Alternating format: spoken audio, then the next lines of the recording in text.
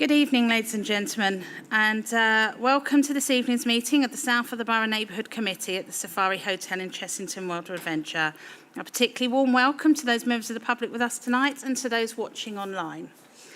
My name is Councillor Lorraine Dunstone and I'm the chair of this committee. In the event of an emergency, the emergency evacuation procedure is to leave by one of the fire exits and gather in the car park alongside this building. Anyone requiring assistance should remain in their seats and an officer will assist you from the building.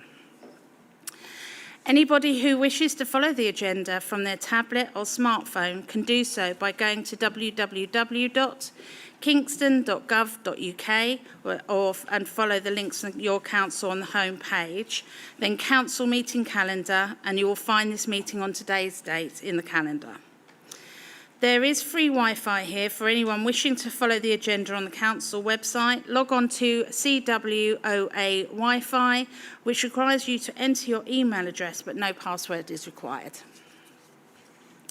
This meeting is being filmed for broadcast on the council's YouTube channel, and an archived version will be available to view on the channel shortly after the meeting finishes. The broadcast will be suspended during any adjournments in proceedings and if the committee resolves to consider information as exempt business. Members are reminded that microphones must be switched on and spoken into clearly for the broadcast. The microphone for public speakers does not require switching on. Please can everyone present in the meeting also ensure that their mobile phones are switched off or in silent mode for the duration of this meeting. I will start by inviting members to introduce themselves. So if I start at the end to my right. Good evening, everyone. I'm Councillor Helen Grocott, Councillor for King George's and Sunray Ward. Good evening. I'm Shaq, Councillor for Chessington South and Morden Rushet. Good evening. My name is Andreas Kirsch. I'm Councillor for Chessington South and Morden Rushet. Good evening. I'm Griselda Skirsch, Councillor for Chessington South and Morden Rushet. Good evening. I've already introduced myself, but my name's Councillor Lorraine Dunstone, and I'm a Councillor for Hook and Chessington North Ward. And I'm Kevin Jones from Democratic Services. Good evening. Hafia Filaka for Hook and Chessington North Ward. Thank you, everyone. We also have officers in attendance who will present reports, and I'll introduce them at the relevant agenda items. The next item is public questions. Thank you. We have a period of no more than 30 minutes during which a resident of the borough or a representative of organisations operating within the borough other than members of the council may ask questions on matters relevant to the committee. We like to encourage questions to be submitted in advance so that officers have an opportunity to answer them, although it's not absolutely necessary. Please keep your questions as concise as possible, and if you need to preface the question with a statement, please be very brief and to the point. Kevin, we've got some questions in this evening. I know that we've also had questions from Mr. Rob that have come in first. So if I ask Mr. Rob, you've got quite a few questions, so if we can go one at a time, and then we'll move to the next. No, that's at petitions. Yeah. Thank you.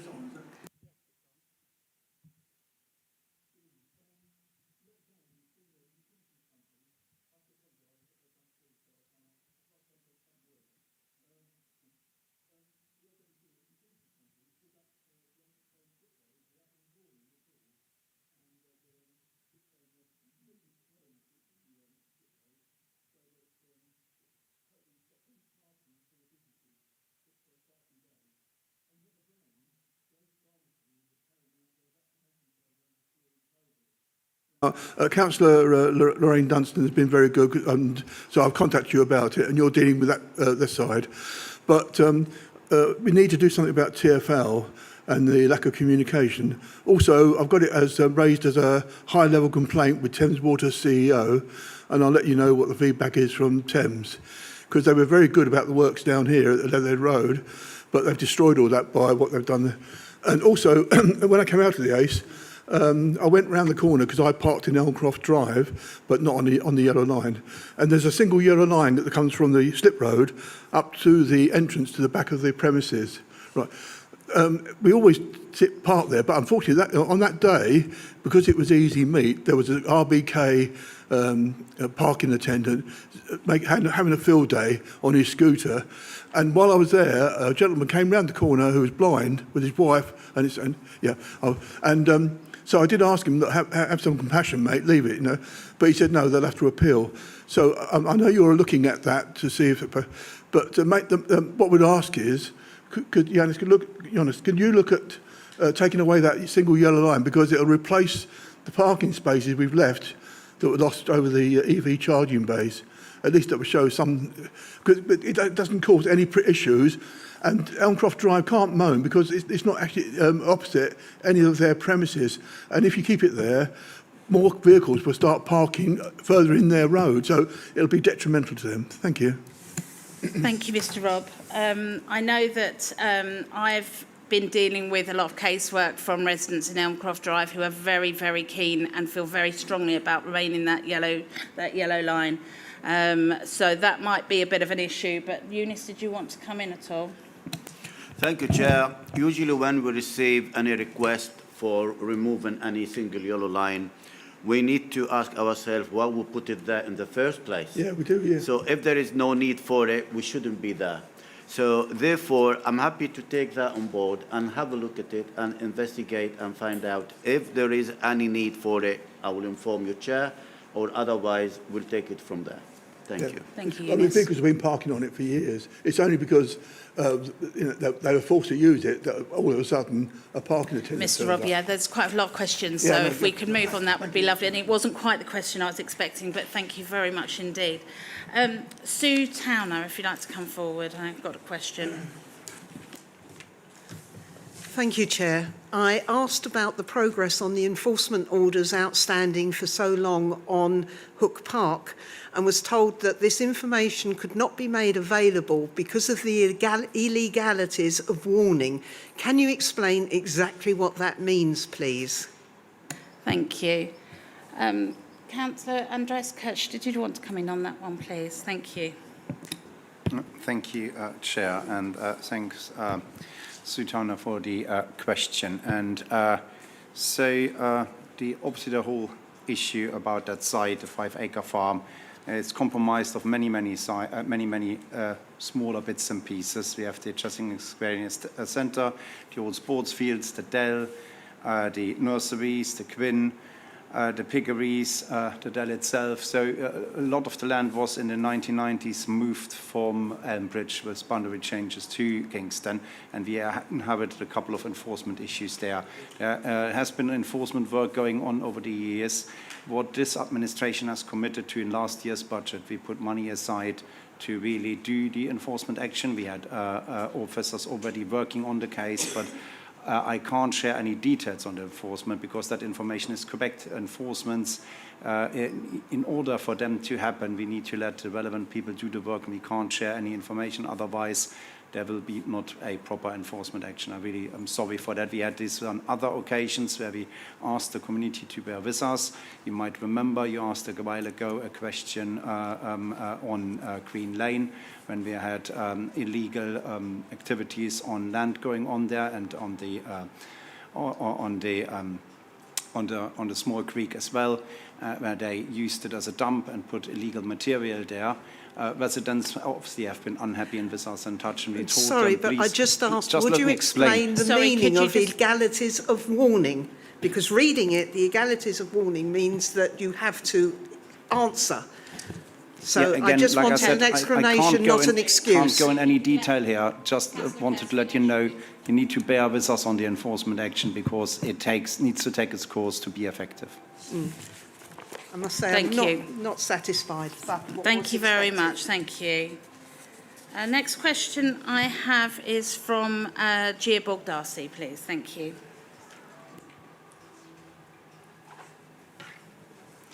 Good evening, everyone. Sorry. Do you acknowledge the land on the equestrian centre is currently designated as Greenbelt and development is against current council policy? Can you clarify what specific steps you are taking now to actively protect this designation rather than simply preparing for a possible future application? Furthermore, how are you ensuring that residents' concerns are being documented in a transparent, publicly accessible way that could influence policy or planning outcomes, rather than merely informing a reactive position if an application is submitted? Thank you very much. Is there anyone else? Is there anyone that wanted to answer that, or I can take it forward? Oh, okay. Yes, I can confirm and I acknowledge that the land is designated as Greenbelt. And it is against current policy. We wouldn't support any development on the Greenbelt. The specific steps that we're taking, I mean, this is very much, planning policy is government policy. And if during the Greenbelt assessments, the government decides that gets changed, we will fight an application as we feel fit at the time and support residents. Okay.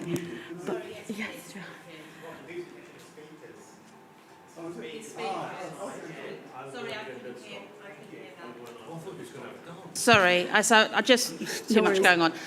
So we are taking an active view at the moment and listening to residents and taking on those comments so that if an application does come in, we can support our residents in the right way. We are not allowed to predetermine an application, so hence why we're not publicly going out and saying, making either pro, to or from the, negative or positive. But yes, it is Greenbelt, and it's against our policy to build on, to support any policy development on Greenbelt. Does anyone else have anything to add? No, Councillor Cash, did you have anything? Yeah, no, again, thanks for the question. Again, like the chair has said, it's Greenbelt, and we don't want. And we are with our residents. But you might be aware, and I think there was actually a really good piece thing, thanks to seeing Colin and Bob from the Chesington District Resident Association, where you guys have alluded to and explained with the government at the moment how they want to change the national planning framework, and how they want to look at a grey belt designation. So every borough needs to do a green belt assessment and see if any of the green belt might be classified as grey belt.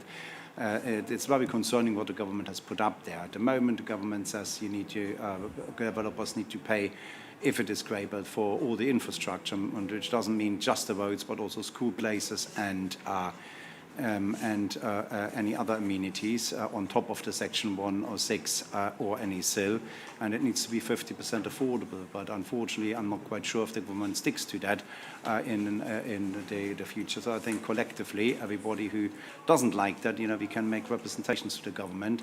But as far as that hasn't changed, and this is at the moment in a process from the government, it's green belt and it stays green belt. And any application would need to be looked at in that regard. And yeah. Oh, sorry, and Councillor Dunstan already, I don't need to repeat what she said. Thanks. Okay. Yeah, thank you. Thank you very much. Okay. So, yes, Mr. Punch, did you want to come forward? Just further on that, I noticed we get copies of the planning application, and I think for that site and for the golf club, they've applied for an environmental impact assessment. So is that not the first steps to possibly building on the site? Well, it's not a planning application. No, but they're looking at... They're looking at it, but it's certainly not a planning application. No, I realise that, but yeah. It's going that way. That was all. Thank you. As we've got time, I'll allow you to come forward. Thank you. If you'd like to introduce yourself, please. Yeah, my name's Ian Davison. I'm a local resident. I'm one of over 150 local residents who've pulled together a petition, or not a formal petition, a letter outlining our opposition to the proposed development at Hook Park. I understand from Lorraine's comments why you've not been able to respond directly to that, and I appreciate that. My only question would be, following the comments you've made tonight, is that once a planning application is made, will that become a topic for a more formal discussion at this forum or at another forum with residents? So, yes, thank you very much, and thank you very much for your contact and correspondence and feeding in with residents' comments, because, you know, that's really very helpful to us. Yes, the planning application is submitted. If it goes, it will go through the proper planning protocols, and there will be an opportunity here at South of the Borough Neighbourhood for residents to come forward as a consultation to be able to feed in their comments at that point. Okay, thank you.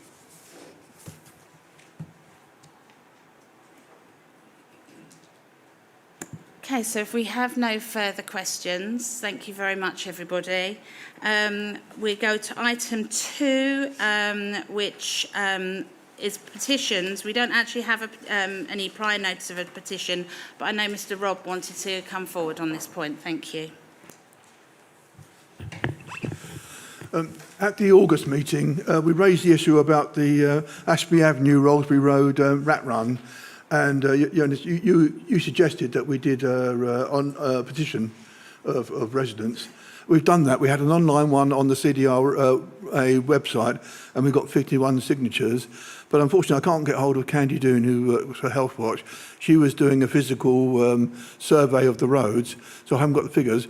But so, can we send you the figures in the next couple of days with all the names, so we can register that we have got a petition? So we'd have to wait another month to come to another meeting to start the ball rolling, please.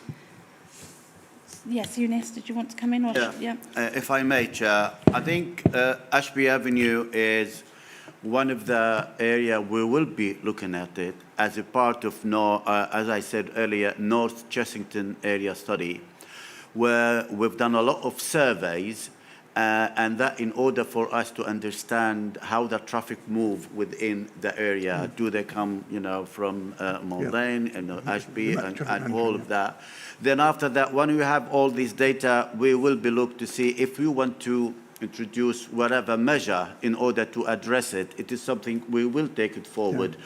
And if you submit a petition, that would be great. But our response to the petition, first, it needs to be verified by the democratic services, and they need to know the number. Okay. And as a result of the number, there is a procedures which way it needs to follow. So if the number allow it to come here, it will come here. If it doesn't, I will reply to the petition accordingly. Okay, Thank you, Chair. Yeah. Thank you. Can I sneak one in just quickly? Can I just come back on your first question first? Yes, you can submit your petition if you send it through to... yeah, I will do, yeah. With the actual names and everything else. Absolutely, thank you very much, yes. Can you just tell us then, what are those little cameras that have been on the roads, the Station Road, etc., last few weeks? This is all the surveys we are doing. A camera survey we call it origin and destination. All right. That means we'll take the registration number of the vehicle who's entering from number A. Then after that, we'll check if they exit from number B. Then if the journey, for example, take about 5 minutes, any vehicle doing 5 minutes, we know that's through traffic. Anything stay more than 5 minutes, we know he has business in the area, and that's how we can measure and we know quantify the through traffic, so we can deal with it accordingly. Oh, fantastic. So, thank you. Did anyone else want to come in on Ashby Avenue at all and say anything? No? Okay, lovely. Thank you very much. Thanks. The next item, item 3, is apologies for absence. Kevin, do we have any apologies for absence? We have apologies from Councillor Ansari and from Councillor Bainan. Thank you. Item 4, declarations of interest. Members are invited to declare any disclosable pecuniary interests or any other registrable or non-registrable interests relevant to items on the agenda. Do any members have any interests they wish to declare? Councillor Cash. We are seeing a grant application from Namaste Kingston later today, and I have been invited to celebrate Diwali with them. So just to make that clear. Sorry, I said we have a grant application from Namaste Kingston later today, and I've been invited to celebrate Diwali with them, just to be clear and out in the open about this. Thank you, Councillor Cash. Thank you, Chair. Same goes for me. Thank you.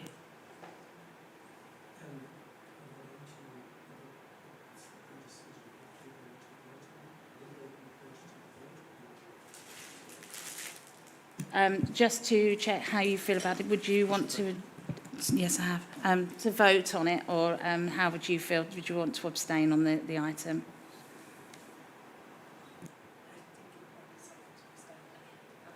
Thank you very much. So the councillors will abstain from that item.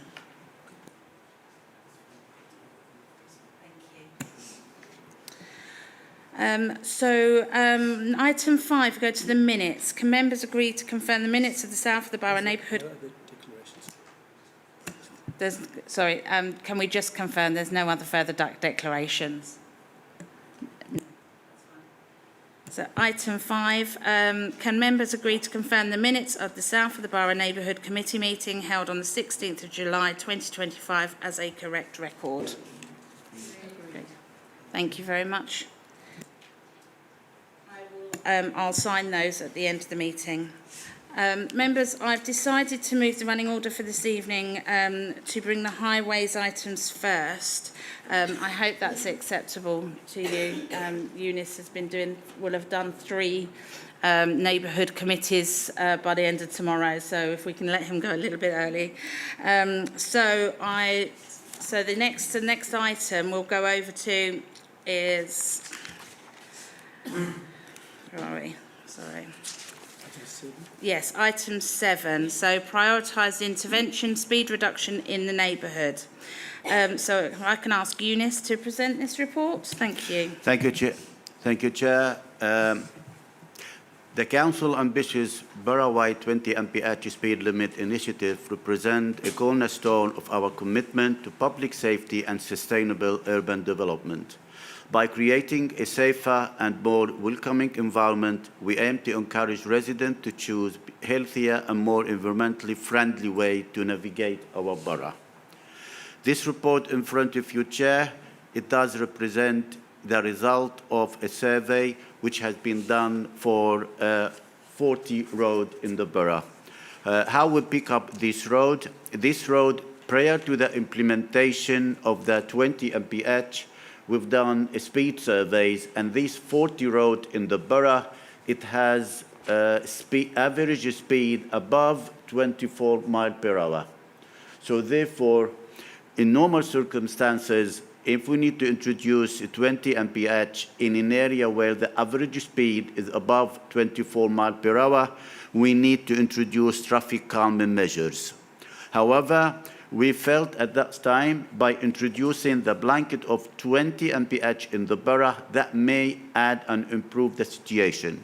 So therefore, we pick up the same 40 road, then we've done another speed survey after the implementation of the 20 mph.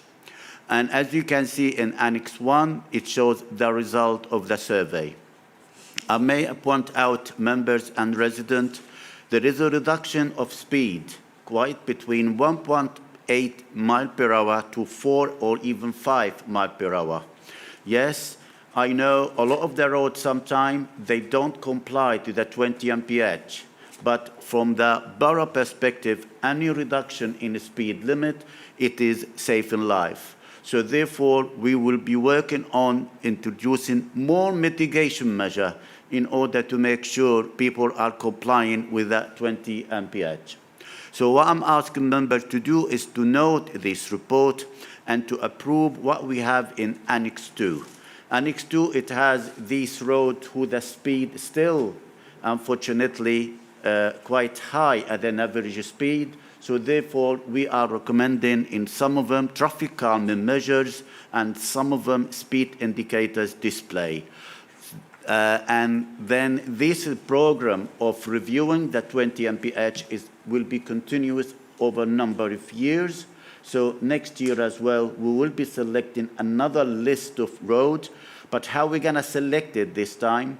We bought from TomTom work program, which we're going to have a heat map. It shows us the speed and the average speed in the whole of the borough.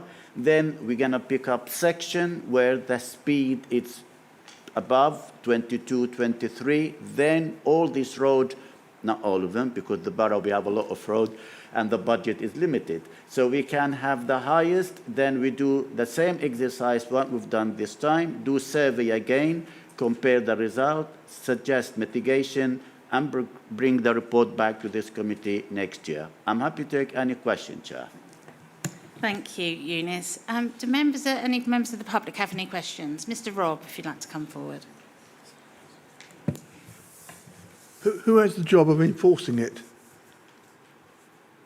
Who has the job of enforcing 20 miles an hour speed limit? Police. The police? Okay. But, I mean, well, I don't think anybody has got any worries about making all side roads 20 miles an hour. That is no problem. It's making the main roads 20 miles an hour, which really annoys us, like Bridge Road. We can't see the point of making that 20 miles an hour. It just backs up traffic and everything else. But if you can add Orchard Avenue to your, because that's a cut through down Hawkhurst, down Orchard Avenue. Gardens. Gardens, sorry, yeah, Orchard Gardens into Moor Lane. They cut that big corner off of Bridge Road roundabout, and so hopefully that is on your list because that's a major one. Thank you.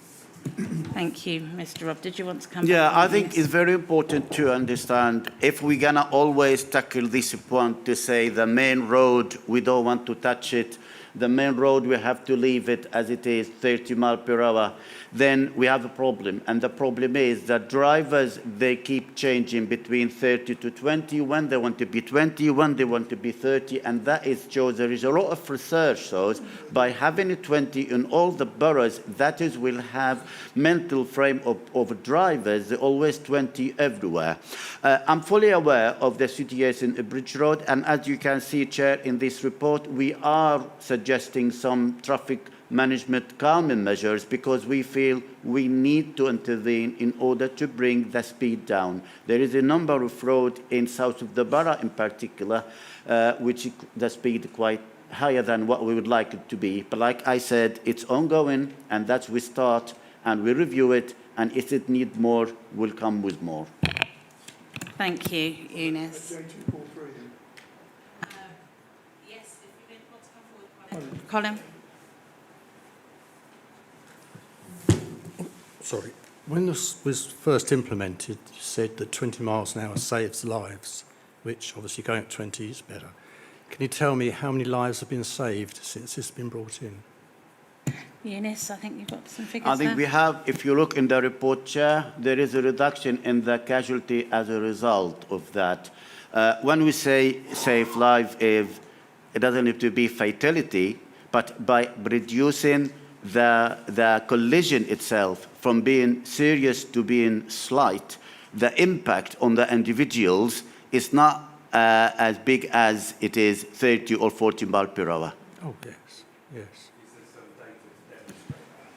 Sorry, if you have questions, please do come up to the front. I mean, the information in the report provides us that between 2017 and 2019, there was 1,039 collisions, resulting in 1,217 casualties, including 4 fatal collisions. Between 2022 and 2024, there were 883 collisions, resulting in 1,007 casualties, including 4 fatalities. So there is a drop. And is that across the whole of the borough or just south of the borough? That is across the whole of the borough. I don't know if you've got any figures for south of the borough, but perhaps I don't have it in front of me, Chair, but I'm happy to share that. But when we look into the collision data, we have a look at it as a borough-wide. We don't look at it as an area-wide, but I can look into that. But like I said, members and residents, it's very important to understand maybe now we are not achieving all what we want to achieve, but we have to start somewhere. And now we are reducing the speed 2 miles per hour. We are reducing casualty numbers. So if we keep working on it, we will go to our objective, which is to make our council safer. Thank you, Eunice. Okay. Thank you.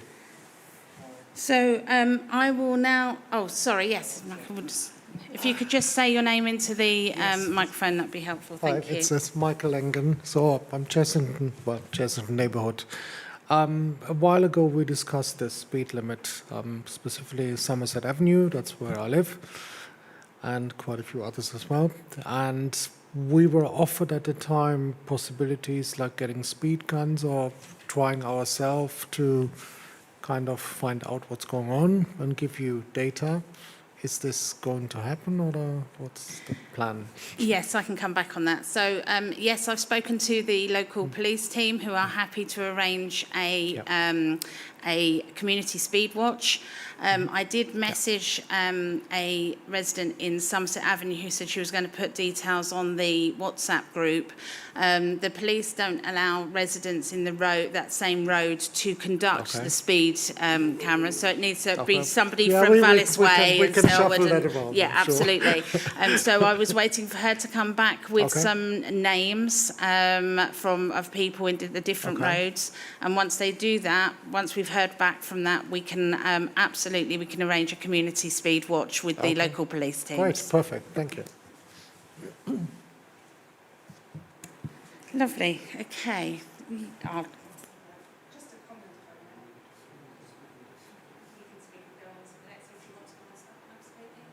Just a comment to say thank you to Eunice for the report, and I think the numbers speak for themselves. It is, after all, also the air we breathe. So thank you for the thoroughness of the report.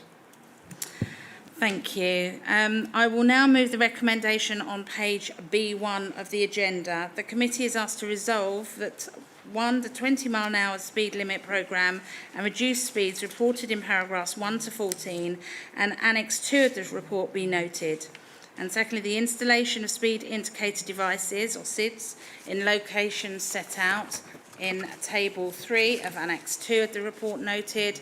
And number 3, proposal for Bridge Road and Moor Lane as set out in paragraphs 26 and 28 of the report be approved, subject to any required statutory consultation. Councillor Griselda-Kirsch, will you second this? Thank you very much. So I will now move on to the debate by members. If any members wish to speak, if you could let me know. Councillor Grocott. Thank you. This is a really helpful report. I think it brings up a number of things, and as you mentioned earlier, Councillor Dunstone, there have been a reduction of 156 fatalities across this inspection period, which I think is really, really important to note, that it's not, although the number of fatalities, because the number of fatalities hasn't changed, I don't think that means that the significance of 156 less collisions is any less important. So I wanted to note that. In Annex 2, Table 3, can I just ask you, Eunice, and Chair, please, I noted that there are some roads in that table that aren't mentioned, that we had talked previously about having a SID. Can you just confirm the 3 roads that we discussed, Councillor Dunstone, to clarify with Eunice, or do you want me to mention them?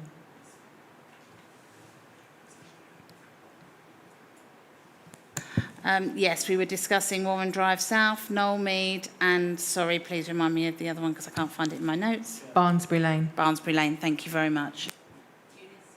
Thank you, Chair. We need to distinguish between this report and where we want to put SID. This report is about the mitigation, which is based on the 40 roads which were deemed surveyed before and after.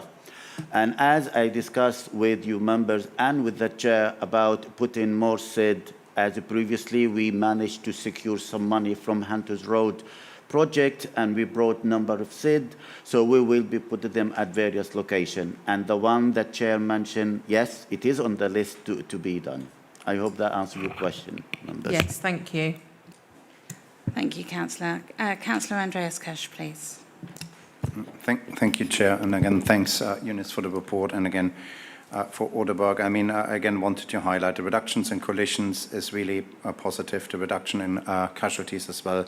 210 people across the borough less in that period of time had been subject to injury, subject to a traffic collisions. So this is really, I think, something very positive.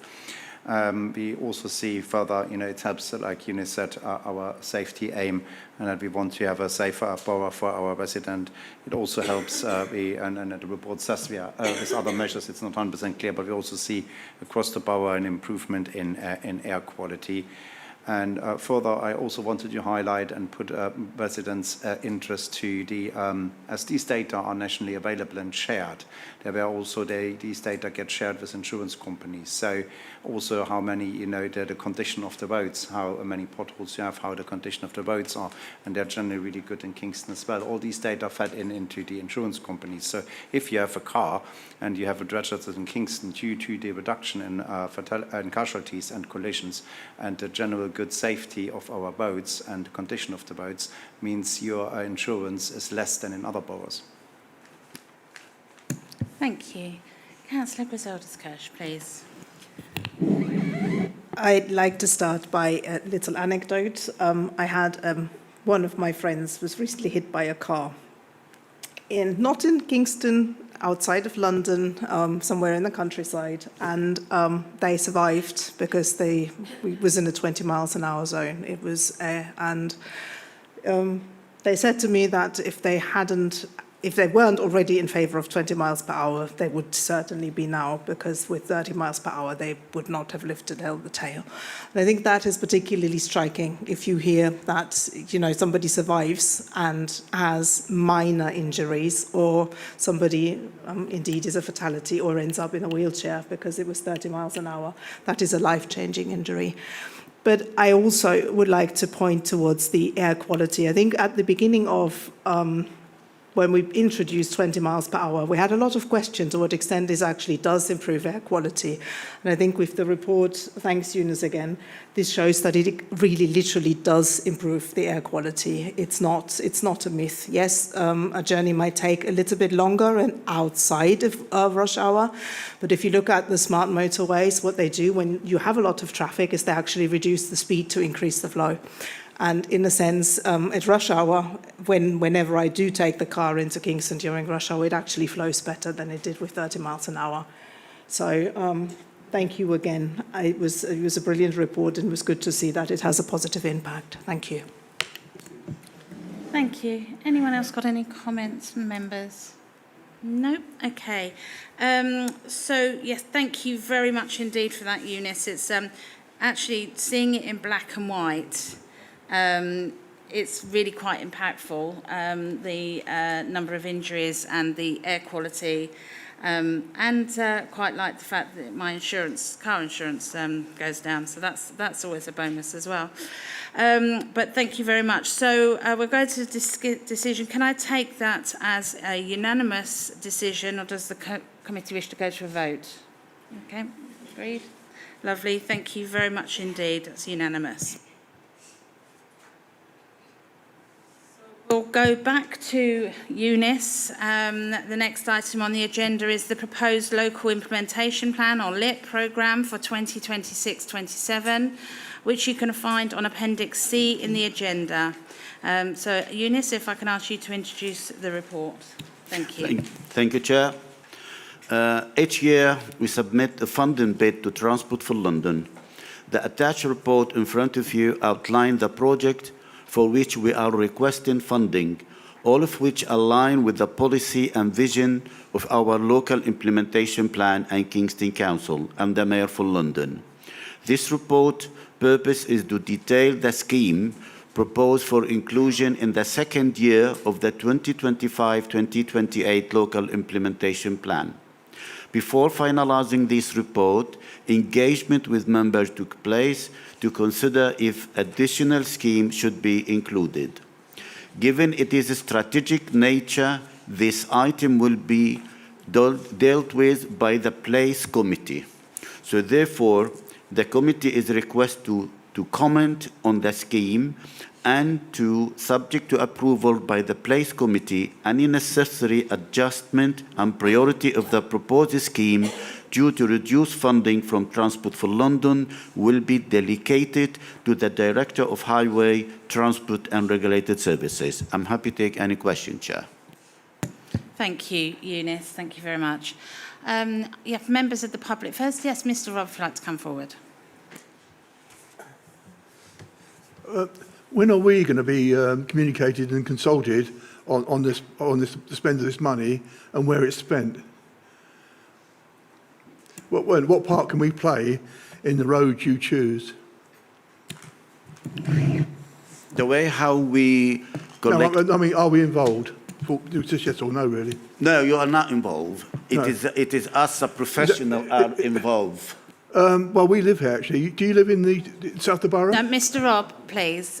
Please, we as councillors, we also input, but it's not down to, it's not a decision that we make. That's not real consultation, though, is it, really? Well, it's not really a consultation document, is it? It is not consultation document. It's the document is based in fact and figures, and its document is based on guidance which has been put to us by TfL. So if whatever you have, it does not meet the TfL guidance, we will not have any money. So therefore, we need to bear in mind, anytime we put in any scheme, we need to look to the core reason what TfL consider the scheme would be successful in order to bid. So therefore, what we do usually, we'll go through the collision in the borough, then we go through whatever we have information previously from members, from residents, we have it in our file, then we can go through all the details, then after that we develop a scheme which is based on the criteria we have from Transport for London. And at the end, as we said earlier, we would like to improve the situation and make the borough safer. Therefore, our main target is to address the issue when there is a safety issue, and we try to introduce a scheme to improve it. Now, as far as I'm aware, members collect a lot of their information from their residents. So when we talk to our members giving us their review, but it's not their own view, their view which is collect from their own resident who they represent. So therefore, we feel this document is not only our doing, it's about collectively, all of us are a part of it. Thank you, Chair.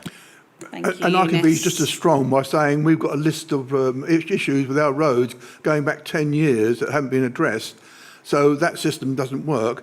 We've tried to meet with Matthew Hill and the team, and they promised to come and see us, and it's never happened. You know, somehow we should be involved. It's our community, it's our money, right? And we should feel we are Robb, involved. I completely understand where you're coming from, but this is TfL.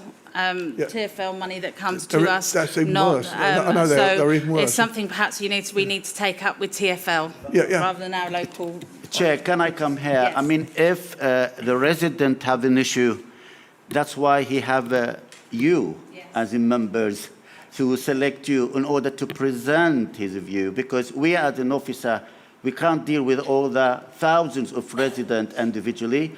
So you are the representative who have been elected to represent their need and to represent what they want and to take it with the officers. And if that is not taking place, I'm sorry, maybe our resident, they need to contact you in order to escalate that matter further. Thank you, Eunice. Thank you, Mr. We have Robb. been raising issues with the chair, the last chair, and nothing seems to have happened. And we have a list from you, so thank you very but much, we have got Mr. Robb. only two residents' associations, so it's not Mr. that Robb, hard to communicate. thank you very much. Has anyone else got any questions from the gallery at all? Okay, thank you very much. This report is for comment and to note, but I'll go over to members if they've got any comments they would like to put forward. Thank you, Councillor Kirsch. Thank you, Chair, and thanks for the report, Eunice. On the Jubilee Way cycle route phase 2 and on the wider cycle review for south of the borough,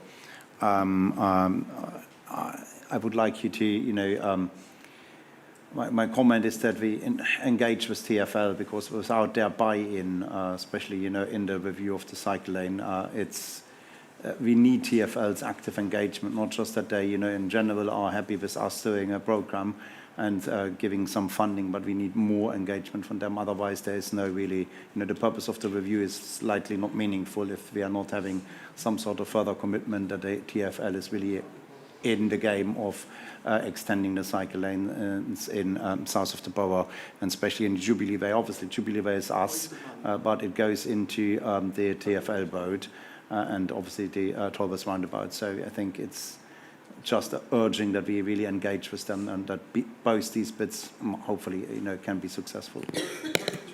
So, Mr. Robb, please. Thank you, Chair.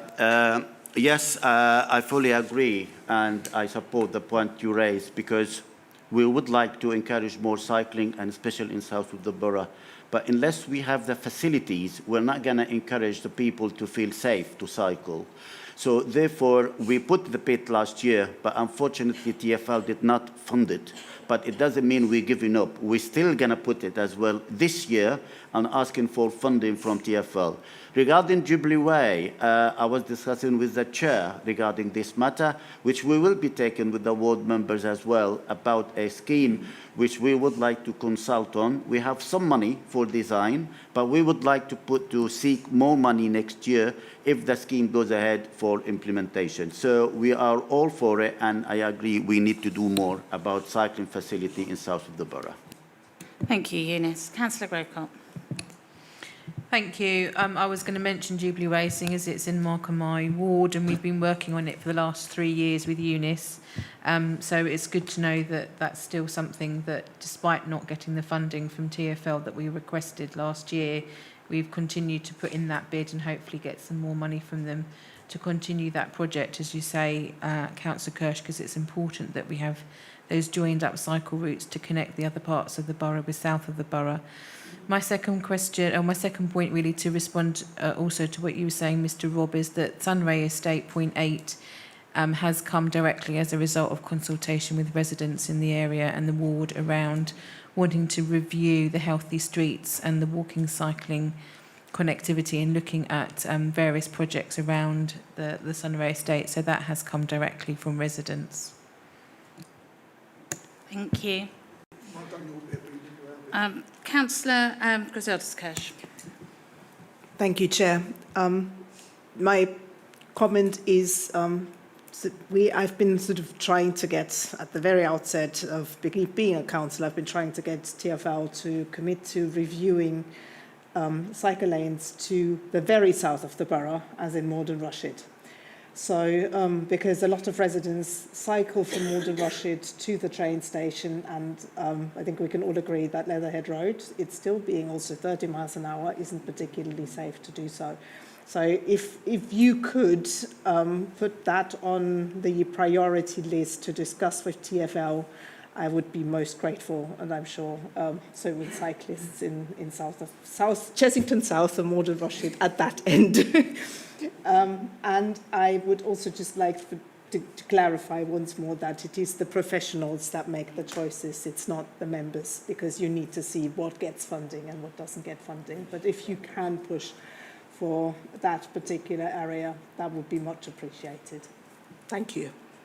Thank you. Eunice, did you want to comment? Yeah, well, we will, and I think it will be good as a part of your comment on this report as well, if Gavin can pick it up as some of these comments, we need to take it to the strategic committee where we can put that request as well to the place committee. Thank you. Any other comments at all? No? Okay. So really we were looking at the Jubilee Way cycle lane. We've asked that to be put for comment from TfL with regards to funding, and also looking at the review of cycle lanes in Morden Rushid, particularly the Leatherhead Road, because that's some of the Leatherhead Road hasn't even got the centre lines. If this could be put forward, please, for consideration by the Place Committee with your report. Thank you very much. The committee is asked to note that, subject to approval by the Place Committee, any adjustments and prioritisation required to the proposed schemes, should funding levels be reduced by TfL, will be delegated to the Director, Highways, Transport and Regulatory Services in consultation with the relevant portfolio holder. Thank you very much indeed.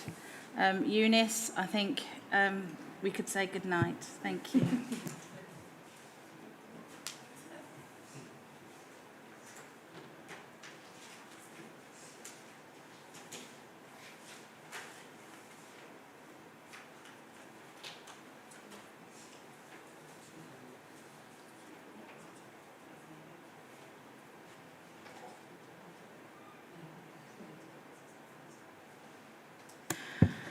So we'll go on to item 8, Community Grants Report, which you can find on Appendix A of the agenda pack. We have 2 neighbourhood grant applications tonight. So it's actually 6, it's my mistake. Oh, sorry, item 6, apologies. I thought it was a bit strange going from item 7 to item 8, but there we go. Item 6, the first application, the committee is asked to consider an application for a neighbourhood community grant of £3,000 from Namaste Kingston CIC in support of a community event at Chessington School to celebrate the Festival of Diwali, the Festival of Light in the community. This event is due to take place on the 11th of October. I can ask our neighbourhood manager, Richard Dean, to introduce the first applicant, please. Thank you. Yes, thank you very much, Chair. And Hickey, it's all right, we get our own back tomorrow night because I'm a guest of Surbiton, so I jump in front of Eunice. So, thank you, Chair. Thank you, members. Just to reassure us, as usual, before reports reach you, both applicants tonight have reached the minimum standards required for a grant application, and if one looks at the rear of the report, just to confirm with members that you've got enough cash in the pot, as it were, in so much as we currently have just over £11,000, £11,285 in our pot. Should you see fit to fully support these projects, you'll still have £5,285 left. So, moving swiftly on and being brief, Madhu is here, who's one of the founding directors, and I think I'm right in saying the treasurer of Namaste Kingston. And as you rightly introduced, Chair, the group have applied for a South of Borough community grant to support the Festival of Light.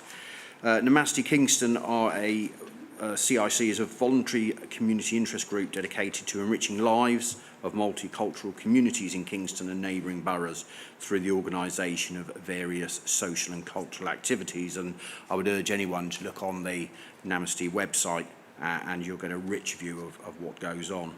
Diwali Ustaf is a large-scale inclusive community celebration for residents designed to bring together communities from diverse cultural backgrounds into the shared experience of Diwali through food, live performances, interactive cultural heritage stations, and it's aimed at promoting cross-cultural understanding, social cohesion and community pride. Don't we need some of that across the country now? Whilst it's understood by the organisers, of course, that this event will attract participants from all over the borough and indeed where it's located, North East Surrey. They're also keen to point out, for the purposes of this South of Borough Neighbourhood Committee, that the positives of the venue is local and accessible to us in South of the Borough. There's been direct engagement with Chessington School, the Chessington School community, and specifically direct liaison with the Arts Department will assist on the day with displays for the event. The event itself, of course, is a cultural education of communities through storytelling. It's hoped very much that one legacy is supporting local businesses, and the aspiration of the event is to foster ongoing community connections and cohesion. Now, I did ask the question specifically around participation of previous events across Kingston Borough by Namaste as far as South of the Borough residents are concerned, and the consensus and information I have back is participants looking to be around 20% of that number. Item 10 in the report, members, shows the costs associated with the event, and all that I've got to say at the end of this, of course, in number 11, is the event supports the current South Borough Neighbourhood Plan in its fairer priorities. Thank you, Chair. That's my report. Thank you very much, Richard. I know that Madhu is here tonight. Would you like to come to the front here? Thank you very much for coming along, and thank you for putting in the application. No, thank you very much for having me. I was wondering if anyone's got any questions at all, in public or members. Yes, Councillor Afileka. Thank you very much for... Sorry, my voice is a bit...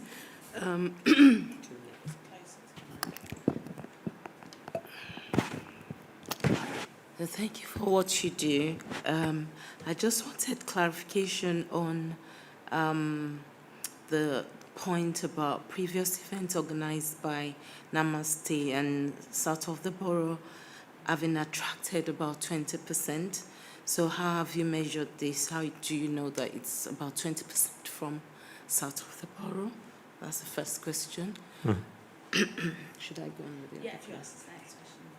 I mean, through the breakdown, you talked about the number of attendees, the Wali gifts for all attendees. What's the number of attendees that you're expecting? The number of attendees that we are expecting. So I can answer both questions. So I'll take the latter one first. We are expecting close to, so this time I was looking at the ticket sales number and other things. So we're expecting about close to 800 to 900 people to attend this time. It's within 2 days' time. So any of you who wish to participate, please do look on our website as well. Regarding the first question, we have a membership portal. So we encourage people to list down or become members of Namaste Kingston. That is one way in which we have done the survey and calculated the numbers. The second thing is when the request came in for this, we also have the email addresses of all the people who have attended past events. So we wrote to them specifically offering them to participate in the survey to say where they live, which part of the borough that they live in, and they responded to that survey. So this was done on basis of that. And typically, if I give you more breakdown of that, it's about 30% from north of Kingston, about 10 or 15% from New Malden side, 20-25% from Surbiton. I live in Surbiton. I would have expected it to be higher, but it is 20-25%. And it's 20% from the south of the borough. And remaining is from outside the borough, wherein people come in from Sutton, Wimbledon, Hounslow, and other places as well, to be with friends and to celebrate with us. Thank you. Yes, come back. Thank you. In terms of the gift as well, just for clarity, why do you have to give gifts? Is it more of a cultural thing, or why do you have to? So we're talking about 800 people, and you're going to give each of these people gifts. Why is that? Yeah, so that's a good question. The gift doesn't go to individual people. It goes out to a family. It's just a token, essentially, from our side. It's not a massive gift. It's just a token to say, you attended this event, and it's a memento for them to say, you came to the event, and it's something to kind of remember it. So it's not a massive sort of a gift, which is an exorbitant amount of money. We have it as £3,000 for just the gifts. Yeah, and so yes, so it includes gifts, and it also includes, probably that's been mislabeled over there, but it's also gifts and other kind of things that we provide to people, like we provide discounted tickets to people who are not able, or people who are not, so to say, require those grants. So we provide them discounts on tickets. We provide them kind of vouchers to come and attend with us. We support other local organizations wherein they wanted to, like last year, I remember we had kids who wanted to come in who were severely disabled, and we had given free tickets out to the kids as well as their carers who could come, and about 20 odd kids came in and attended the Diwali event. So it's all of those activities that we count as gifts and sort of donations or other activities that have been included over there. Thank you. One more question? Okay. This is just a feedback. I think because of the amount of money that you have here, it would have been nicer if we have like a better breakdown. Okay. Because it's not well, it's not breakdown properly. But this is a community event which brings diverse people together, and we're always looking forward to be a part of that.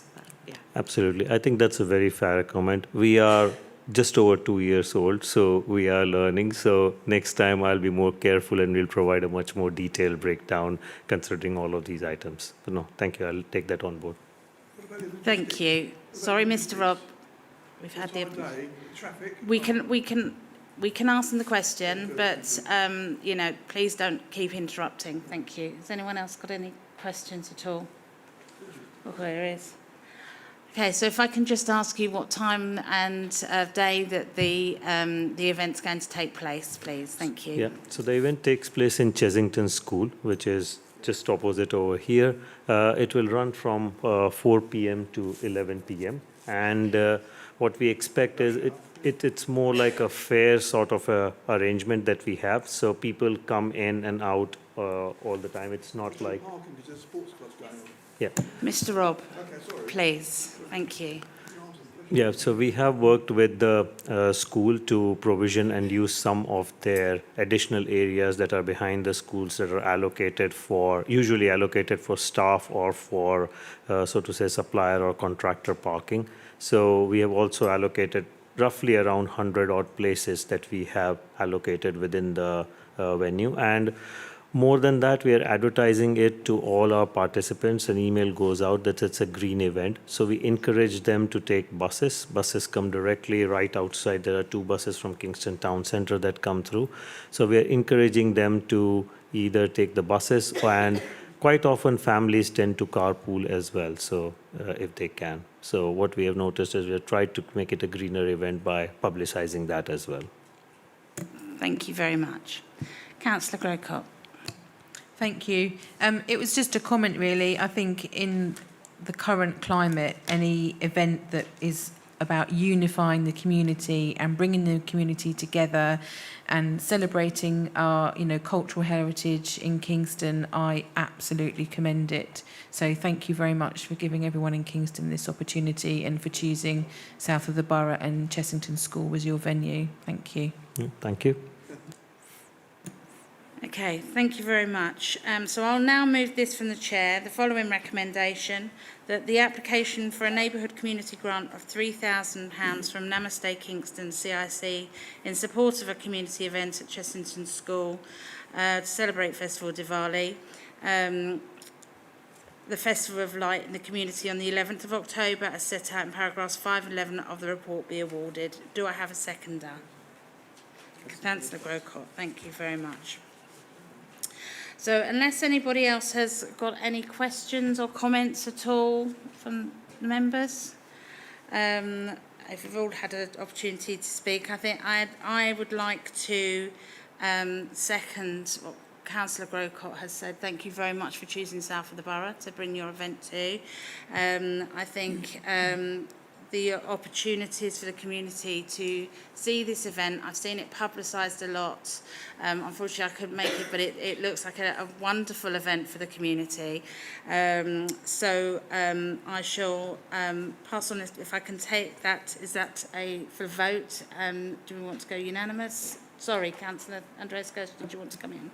Yeah, I think we both said we are abstaining and didn't want to really engage in debate, but as it has been mentioned by Councillor Croker and yourself, I want to fully endorse this as well. It's lovely to see having, various events. We have for more than 10 years, we have Chessington Fun Day once a year, but there are not many other firm events in our ward or in our neighbourhood on offer. So really, this is a really good opportunity. And like Helen said, what we demonstrated with our Kingston 2025 celebrations, when we celebrated our past, present and future, it's about how we are bringing people together from diverse backgrounds, how we celebrated the diversity in our borough, and be that Kingston family, where everybody, wherever they come from, what their background is, are welcome in Kingston and stick together.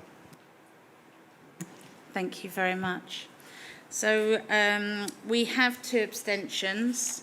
So if I can ask any of the vote from the rest of the members, if that's unanimous for everybody else. Lovely, thank you very much. So, thank you. Thank you very much. Thank you, everyone.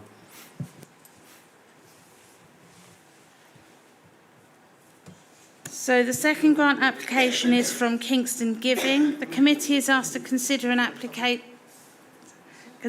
application for a neighbourhood community grant of £3,000 of the South of the Borough Neighbourhood Grant Funding to support its Catalyst Grants programme. Kingston Giving is the new name for Kingston Charitable Foundation following a rebrand in March 2025. I can pass back to Richard to introduce this applicant. Thank you. Thank you very much, Chair. The CEO of Kingston Giving, Hickey Kingsbury's here for questions. By way of introduction, Kingston Giving, as you have said, Chair, is a registered charity whose aim is to develop a resilient community across Kingston where everyone has the opportunity to thrive. As such, this application will be mirrored in Kingston and the other 3 neighbourhood committees. So this application is going to all neighbourhood committees. If successful, Kingston Living will look to fund between 9 and 18 grants to residents of between £150 and £300 aimed at supporting the mental health and well-being of South of the Borough residents. These grants will go directly to local people on low incomes to support personal development, mental health and opportunities that they could not otherwise afford. The grants would be delivered in partnership with trusted local partners from Kingston Giving's network of 57 charities, and it has to be said that this complements the RBK Household Support Fund. The decision makers on the grants would come from Kingston Giving's pool of participatory grant makers. These are local people paid at the London living wage to make grant making decisions based on anonymised applications. The cost of Kingston Giving to deliver this would be 10% of the total applied for from each neighbourhood. If successful in securing the £3,000 neighbourhood community grant funding, £2,700, that's 90%, would be spent directly on grants, and the remaining £300, that's 10%, would be pooled to either pay for administration costs for the grant makers, as said, or indeed for giving to the charity partners who apply on behalf of a resident. The application, to be brief, supports the fairer priorities of the South of Borough Neighbourhood Community Plan Chair, and I know Hickey is keen to give us some case studies of success over the last 12 months. Thank you. Thank you very much, Richard. Good evening, Hickey. Would you like to come forward? Thank you. Good evening. Thank you for having me. You're very welcome. Thank you very much. I know Richard mentioned about some good news stories and some history. If you would wanted to impart that to the committee, that would be fantastic. Thank you. So last year we applied for the neighbourhood grants across all neighbourhoods, and it was to award grants directly to people across the borough that were on low income and in crisis. And we did the same model. So it was specifically for signposted and nominated individuals facing the most hardship in the borough. And that was through our trusted network of charities. Obviously, this time, our What Kingston Thinks report decided that everything would be about mental health from March onwards. And so we're doing it differently, but I wanted to share a few case studies. I have 6 here, just to, but please tell me to stop if there's too many. I just didn't want to sort of under-deliver. So these were grants from last year, of which the entire borough, there were 66 grants in total. We attracted donations on top of the 4 neighbourhood grants of £3,000 each. So we also attracted donations, general donations of £4,000. So the whole pot was £16,000 instead. The first one, there was a nomination from Kingston Carers Network. This grant supported a young carer. Oh, sorry, I should say that these were paid in supermarket vouchers of the supermarket of the choice of the individual or family facing hardship. And it was across all supermarkets, the major supermarkets. So they could buy anything, whether it be food to top up what they were getting from a food bank or school uniform or anything like that. So the first one, Kingston Carers Network nomination, amount awarded was £300. This grant supported a young carer from a single-parent household who has significant caring responsibilities alongside their education. The family was under financial strain due to ongoing health issues and rising living costs. Funding provided food vouchers and essential household supplies, easing the family's daily pressures and helping them to maintain stability. It made significant emotional difference, recognising the young carer's efforts and offering tangible relief to the family. The next one I'm going to go to is a New Era. So New Era Community CIC. This was £250. This grant supported an individual with long-term health issues who's been unable to work for several years. The combination of illness, isolation, and the rising cost of living has left them struggling to afford basic needs. The funding allowed them to buy food and household essentials, which reduced stress and improvement, both physical and emotional well-being. And it helped restore a sense of dignity and hope, showing that their community recognises and values their situation. Would you like some more? If you wanted to do one more, and then Okay. if any of the questions that come up relate to any of the other studies that you've got, perhaps you can bring that forward then. Super. I will go for £200. This again was New Era, but this time it assisted an older resident in their 80s who lives alone and attend community activities for connection and support. Living on a fixed income, they'd been struggling with increased household and energy costs. The funding enabled them to manage these essential expenses and maintain their independence. It also helped to reduce isolation by supporting their continued participation in local community events, improving both emotional well-being and quality of life. Thank you. Thank you very much indeed, and thank you for those case studies. It's sometimes just helpful to be able to actually get that little bit more information. So I'm going to invite public questions, comments or questions before we go over to the members. Is there anybody in the public that wants to ask a question of Hickey at all? Okay, lovely, thank you. We'll go over to the debate, but firstly, just to move from the chair the following recommendations: that the application for a neighbourhood community grant of £3,000 of South of the Borough Neighbourhood grant funding to support the Kingston Giving Catalyst Grants Programme as set out in paragraphs 12 to 18 of this report be awarded. Do I have a seconder, please? Oh, thank you. Councillor Kirsch. Thank you very much. Or whoever, did you get in there first, Daffy? Thank you. Would members of the committee who wish to speak or ask any questions of Hickey, if you can put up your hand. Councillor Grocott. Councillor Verlaker. Councillor Kirsch. Okay, Councillor Grocott, if you'd like to go forward. I was anticipatory there.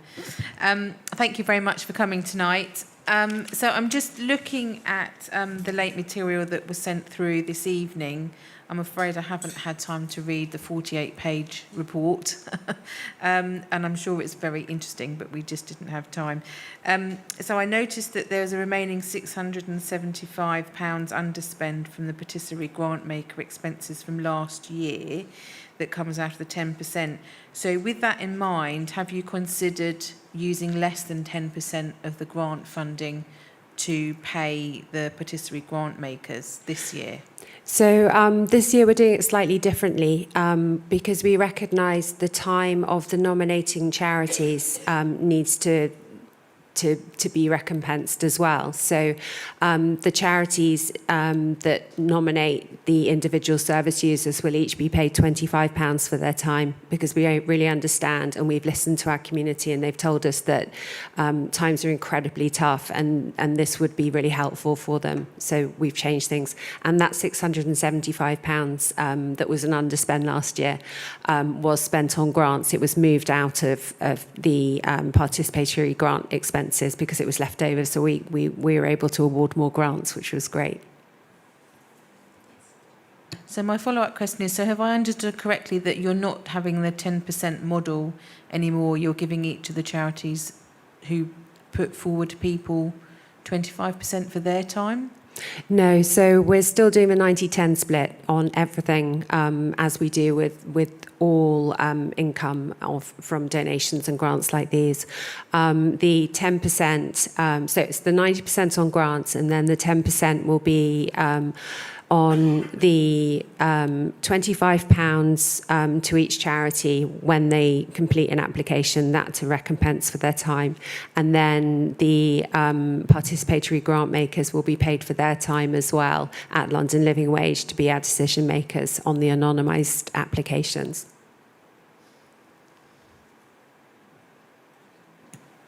Is that, you happy with that? Thank you. Councillor Flaker, please. Thank you very much for the presentation. I think putting a smile on people's faces is really important, especially, at this critical time, in the economy. So well done for doing that. Success itself is that smile that you're putting on people's face, and we acknowledge that. But then how do you follow up from this? Once you've given them that amount of money, is that the end of it? Because that actually has not really solved the problem. No, absolutely not. And we do follow. Every grant awarded, we get a feedback form which is completed by the charity in consultation with the person that has received the grant. We do understand that these grants are the tip of the iceberg, and we're just doing what we can with what we can. We would love to raise more money and do more, and we're always endeavouring to do so. But we do capture any feedback from those forms. And actually, the promotion of the previous grant round will take place in January of next year, because we wanted all 6 rounds of the Clark Fund to have closed before we promoted them, and we'll be telling their stories.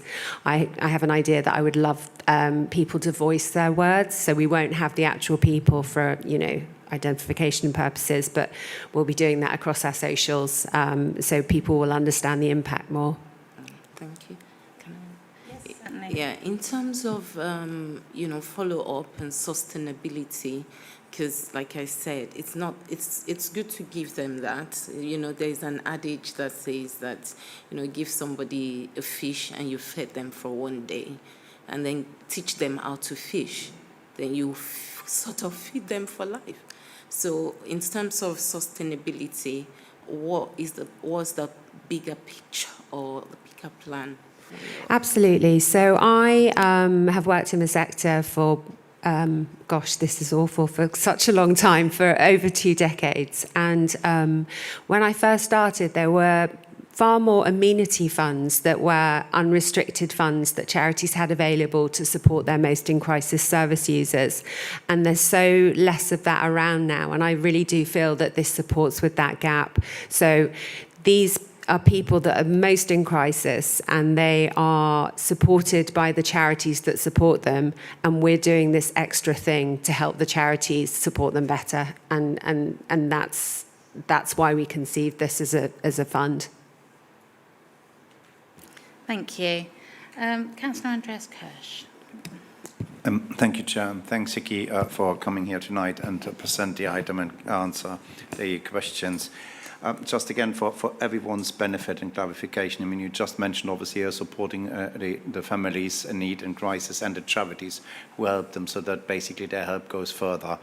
And I just also wanted to double check for everybody's benefit. So if I see this correct, having you there doing the work you're doing makes the money go further in regards to, obviously, you're asking for grants from the neighbourhoods.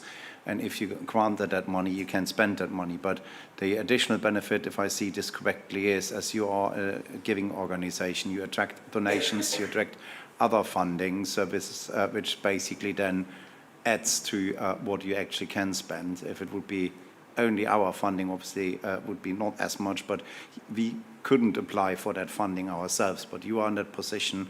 If our grant funding is there, you can attract more money to have an even bigger impact for the residents by the nature of your charity. Is this correct? Absolutely, and that is proven from last year. We attracted £4,000 in donations on top of the 12,000 of the total neighbourhood grants. Thank you. Thank you. Go to Councillor Griselda-Kirsch, please.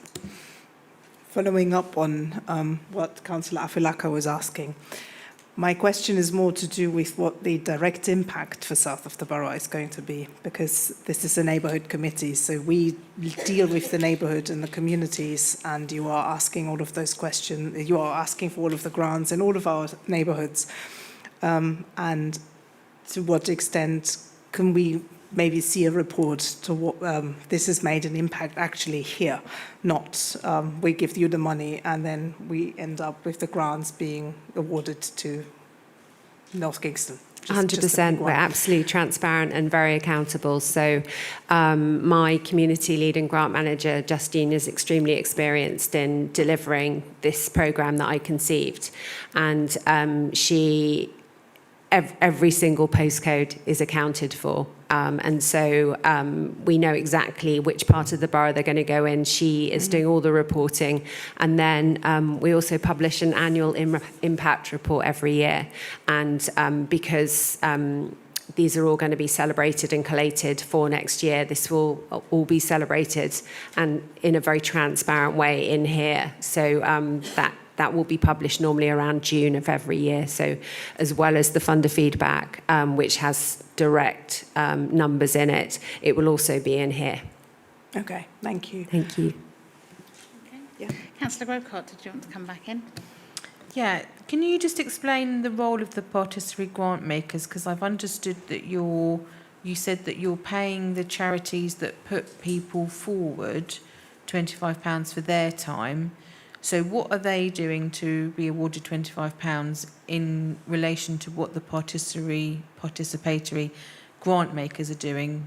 What's the difference in the roles, please? Absolutely. So the charity is the person with the service user that they're proposing and nominating. So, for example, New Era or Kingston Young Carers, they are the nominating charity, and so they get paid for their time to do it. And then we have a pool of participatory grant makers that are local people to make the decisions, because everything that givings do has to come from the community. So it's not us making the grant making decisions. So we have panels that, you know, they are paid to do this work because it's important that people get paid to do things, and also they are local residents. They care about what happens. They're given anonymised applications to review and make their decisions on, and they take it very seriously.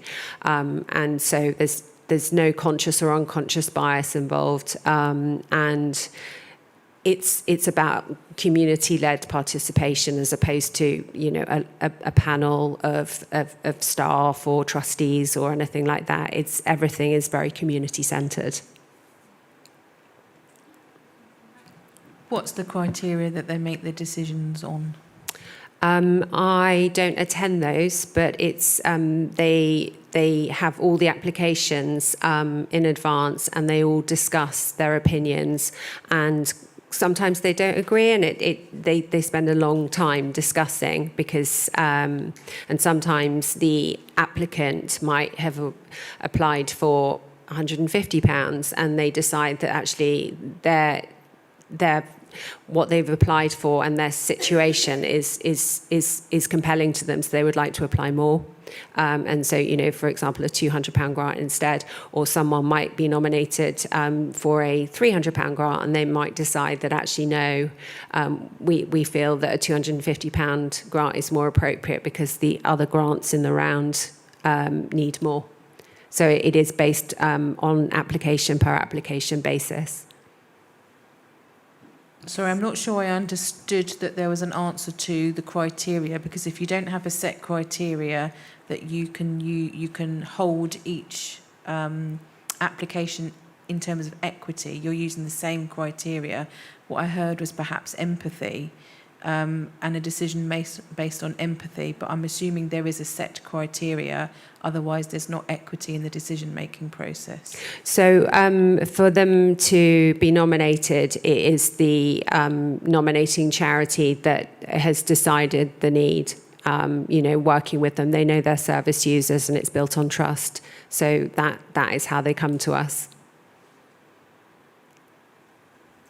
Okay, that's the charity making the nomination to your organisation, but in terms of the criteria, for the participatory grant makers, have you got any set criteria that you ask those people to use so that they can apply the same criteria to each case? What criteria do they use to say, I could award this person this amount of money, but I might award that person or that family a bit more money? Where's the equity?